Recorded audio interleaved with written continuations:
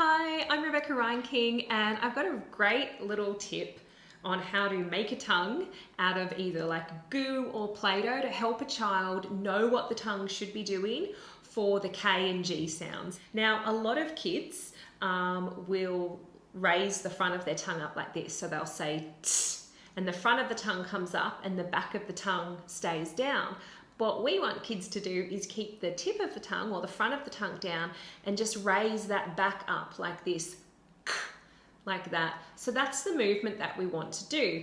Now, because it's hard for a child to see inside my mouth, this is why I like to use goo or I like to use Play-Doh. Here's Play-Doh here. I'm going to make the tongue longer for Play-Doh. And all you're going to do is you're going to mold it so that the front of the tongue is down, and I want you to put like a little bit of it helps to do this with your finger, see, like that.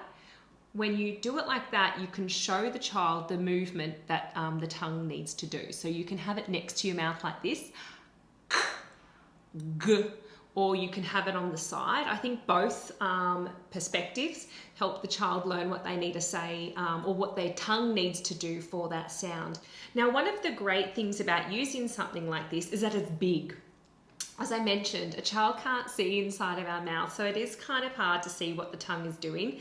And if I just open up my mouth like this now, or if I, hold up a visual, if that doesn't give enough information for the child, this is why I like to make a tongue out of Play-Doh or something that I can mold it.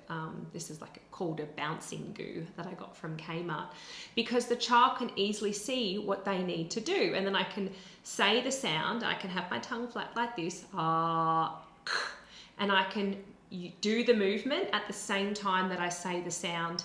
The other reason why I love this is because it's big. Like, it is really big. It is easy for the child to see what they need to do.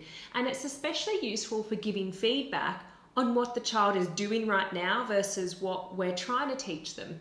So if the child, for example, says T for key, you can get out your tongue and say, oh, just saw the front of your tongue lift up. You said T.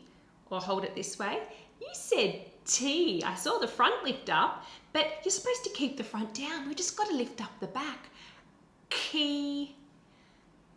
Key. You try that. Remember, your tongue stays down. So that's a good little tip, is to show the child what they're doing versus what our goal is. Another thing I like to do is I like to get, if you have a little mouth, I like to actually put the tongue in the mouth like this, and you can kind of stick it in and show the child what it should be doing. So our mouth's open and the back of our tongue lifts up. Another thing I've done is I've put them in a puppet. A lot of my kids really enjoy puppets. So I might have it in the puppet and I'll lift up the tongue. This puppet needs a slightly squished tongue. I'll lift it up like that so the child can see what needs to happen. See, like that? So we say, we've got to lift up the back of the tongue there, and the front of the tongue stays down. So that's just another little good way to help a child see what they need to do. If all of that stuff is too hard, you might need to give them some more specific verbal cues or instructions.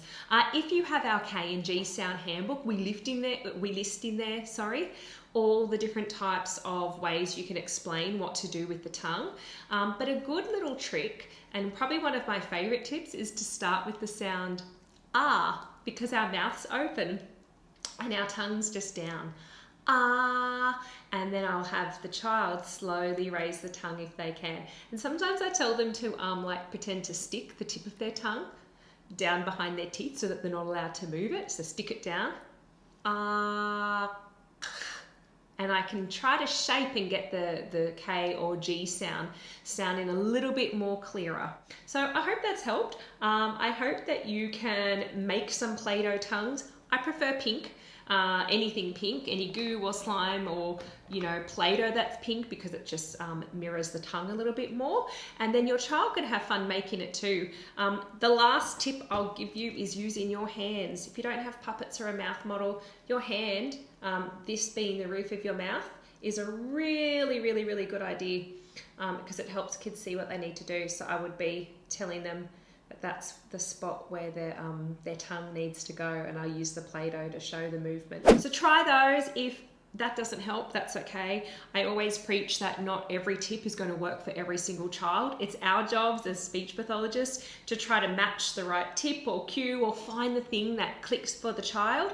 I'll list in the section below in our comments our K&G Sound Handbook, because we go through all the different types of cues, but hopefully this is one that is just going to click and make sense for your child.